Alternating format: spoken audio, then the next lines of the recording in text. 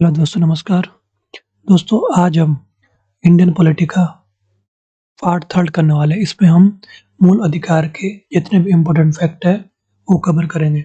यह वीडियो इस वीडियो में हम 50 इम्पोर्टेंट फैक्ट को कवर करेंगे तथा यह मूल अधिकार का पार्ट 1 होगा। ठीक है दोस्तों, शुरू करते हैं। पहला फैक्ट है, व्यक्तियों के भौतिक व नैतिक विकास हेतु भारतीय संविधान में उल्लिखित अधिकार है। मतलब वो कौन से अधिकार है जो व्यक्ति के भौतिक और नैतिक विकास हेतु आवश्यक है, वो है मूल अधिकार। सेकंड पॉइंट है, भारतीय संविधान में मूल अधिकार उद्धृत है। मतलब भारतीय संविधान में मूल अधिकार कहाँ से लिए गए? ये लिए गए संयुक्त राज्य अमेरिका से। नेक्स्ट पॉइंट है, मूल अधिकारों का उल्लेख संविधान में किया गया है। कहाँ किया गया है? भाग 3 अनुच्छेद 12 से 35 में। नेक्स्ट पॉइंट, भारतीय संविधान का भाग जो भारत का मैग्ना कार्टा कहलाता है, कौन सा कहलाता है? भाग 3। नेक्स्ट है, मूल अधिकार में कुल प्रदत्त मूल अधिकारों की संख्या थी। मतलब शुरुआत में कितने प्रकार के मूल अधिकार थे? ये 7 प्रकार के थे। ठीक है दोस्तों, वर्तमान में भारतीय संविधान में वर्णित मूल अधिकारों की संख्या कितनी है? वर्तमान में 6 है। ऐसा मूल अधिकार जिसे संविधान से समाप्त कर दिया गया है, कौन सा कर दिया गया था? संपत्ति के अधिकार को। संपत्ति के मूल अधिकार को समाप्त कर दिया गया था, किससे कहा था? 44वें संविधान संशोधन अधिनियम 1978 द्वारा। नेक्स्ट है, संपत्ति के अधिकार को परिवर्तित कर दिया गया है। क्या कर दिया गया है? कानूनी अधिकार। पहले क्या था? मूल अधिकार। अब क्या बनाया गया है? कानूनी अधिकार। नेक्स्ट पॉइंट है, भारतीय संविधान का अनुच्छेद जिसके अंतर्गत संपत्ति के अधिकार को कानूनी अधिकार बना दिया गया, कौन सा अनुच्छेद है? अनुच्छेद 300 क में। इसके तहत क्या बनाया गया है? संपत्ति के अधिकार को कानूनी अधिकार। नेक्स्ट पॉइंट, मूल अधिकारों की गारंटी व सुरक्षा दी जाती है। किसके द्वारा दी जाती है? उच्चतम न्यायालय द्वारा, मतलब सुप्रीम कोर्ट द्वारा मूल अधिकारों की गारंटी और सुरक्षा दी जाती है। नेक्स्ट पॉइंट, मूल अधिकारों की प्रगति कैसी है? अस्थायी, मतलब इसमें संशोधन संभव है। नेक्स्ट पॉइंट, ऐसे मूल अधिकार जो राष्ट्रीय आपातकाल अनुच्छेद 352 के दौरान निलंबित नहीं किए जा सकते। कौन कौन से? अनुच्छेद 20 और 21। ये दो ऐसे अनुच्छेद है जो राष्ट्रीय आपातकाल अनुच्छेद 352 के दौरान निलंबित नहीं किए जा सकते।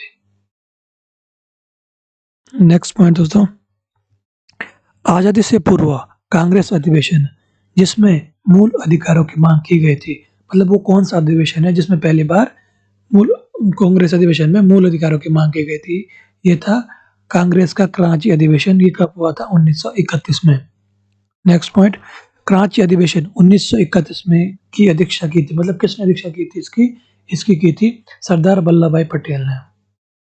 नेक्स्ट है, भारतीय संविधान के अनुच्छेद जिनमें समानता के अधिकार का प्रावधान किया गया है, कौन कौन से अनुच्छेद है? अनुच्छेद 14 से 18 के बीच समानता के अधिकार का उल्लेख किया गया है। नेक्स्ट पॉइंट, भारतीय संविधान के अनुच्छेद 14 में वर्णित मूल अधिकार है। मतलब जो अनुच्छेद 14 क्या कहता है? ये कहता है विधि के समक्ष समानता। ठीक है दोस्तों, नेक्स्ट पॉइंट है, भारतीय संविधान का अनुच्छेद जिसमें जन्म के आधार पर विभेद, धर्म, जाति, मूलवंश, लिंग निषेध का उपबंध, ये कौन सा है? विधि के समक्ष समानता। अनुच्छेद 15 में कहा गया कि जन्म स्थान, धर्म, जाति और मूलवंश और लिंग के आधार पर प्रतिबंध है। नेक्स्ट पॉइंट है, भारतीय संविधान का अनुच्छेद 16 से संबंधित बंद। मतलब अनुच्छेद 16 किससे संबंधित है? अनुच्छेद 16 है लोक नियोजन में अवसर की समानता है।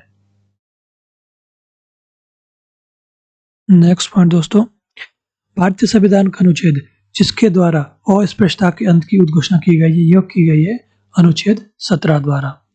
नेक्स्ट पॉइंट, भारतीय संविधान का अनुच्छेद जो राज्य द्वारा प्रदान की जाने वाली उपाधियों का प्रतिबंध लगाता है, वो कौन सा है? अनुच्छेद 18। ठीक है दोस्तों, अनुच्छेद 17 क्या कहलाता है? अस्पृश्यता का अंत करता है। अनुच्छेद 18 उपाधियों का अंत करता है। नेक्स्ट पॉइंट है, भारतीय संविधान के अनुच्छेद जिनमें स्वतंत्रता के अधिकार वर्णित है, कौन कौन से अनुच्छेद है? अनुच्छेद 1922 में स्वतंत्रता के अधिकार का वर्णित है। नेक्स्ट पॉइंट है दोस्तों, अनुच्छेद 19 के द्वारा नागरिकों को स्वतंत्रता प्रदान की गई है। कितनी कुल 6 प्रकार की स्वतंत्रता अनुच्छेद 19 के द्वारा प्रदान की गई है। नेक्स्ट दोस्तों, फोन टेपिंग के विरुद्ध अधिकार आता है, किस में आता है? अनुच्छेद 21 के अंतर्गत आता है।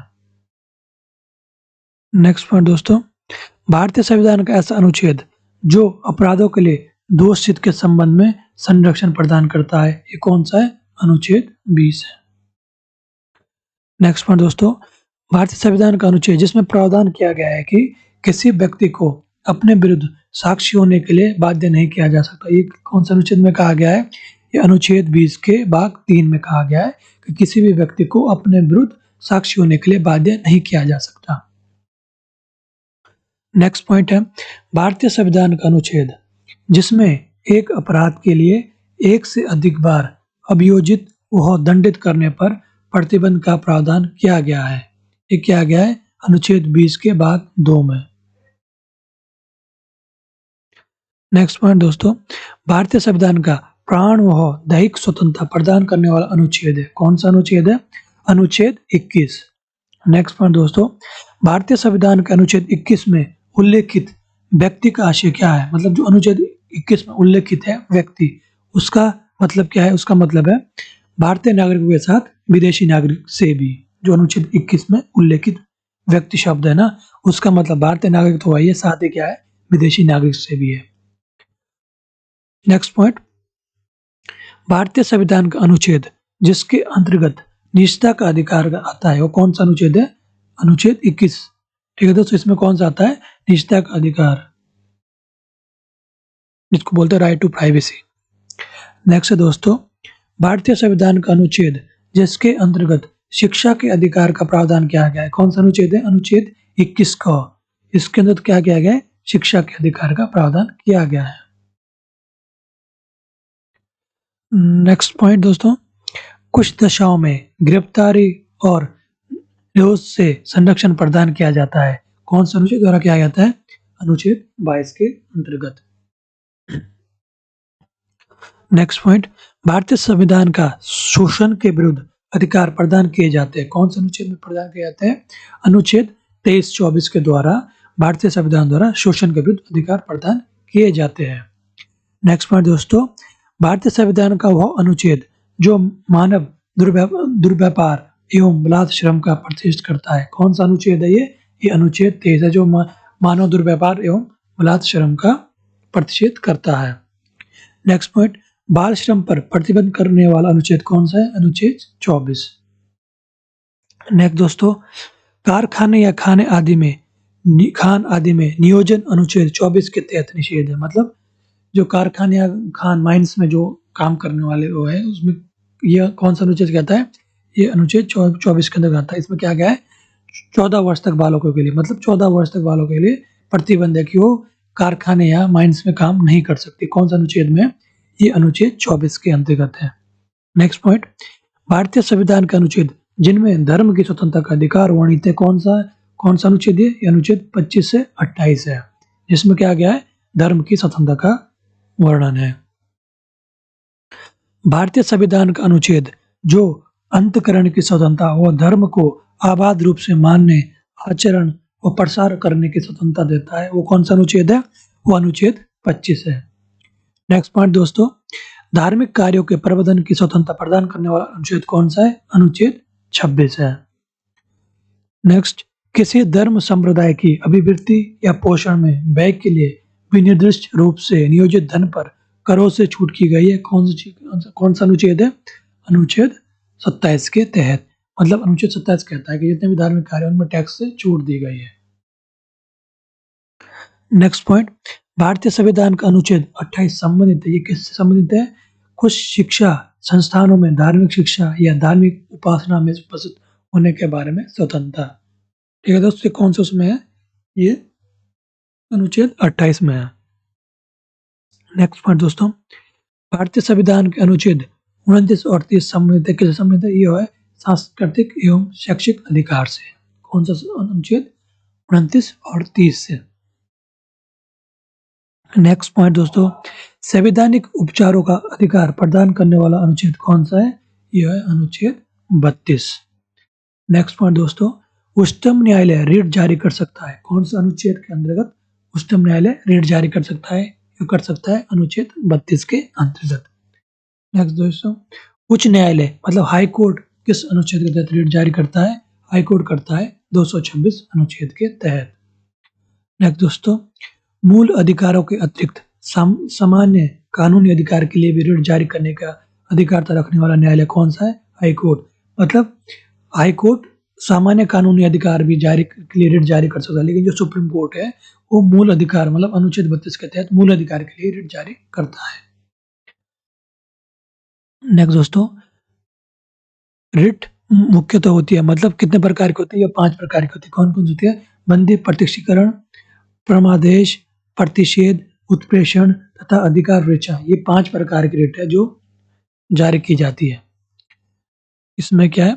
बंदी प्रत्यक्षीकरण रिट होती है। क्या होती है? ये होती है आदेश के रूप में। ठीक है दोस्तों, बंदी प्रत्यक्षीकरण रिट क्या होती है? आदेश के रूप में होती है। बंदी प्रत्यक्षीकरण रिट आदेश देती है। क्या आदेश देती है? निरुद्ध व्यक्ति को न्यायालय के समक्ष उपस्थित होने, मतलब जिस व्यक्ति को डिटेन किया गया है, पुलिस ने रखा गया, उसको क्या कहते हैं? कोर्ट में उपस्थित होने के लिए जारी की जाती है। नेक्स्ट है दोस्तों, परमादेश रिट में संबोधित किया जाता है। मतलब परमादेश रिट में क्या संबोधित किया जाता है? किसको क्या मुझे कहता है? यह संबोधित किया जाता है लोक अधिकारी को। परमादेश रिट में संबोधित किया जाता है लोक अधिकारी को। ठीक है दोस्तों ये मूल अधिकार का पार्ट 1 था। इसमें हमने 50 पॉइंट को कवर कर लिया है। इसी तरह हम 2 वीडियो और होगी जिसमें हम कम से कम 120-30 क्वेश्चन कवर करने वाले हैं। ठीक है दोस्तों, नेक्स्ट पार्ट हम कल ले आएंगे। ये पहला पार्ट था मूल अधिकार का। ठीक है दोस्तों, थैंक यू।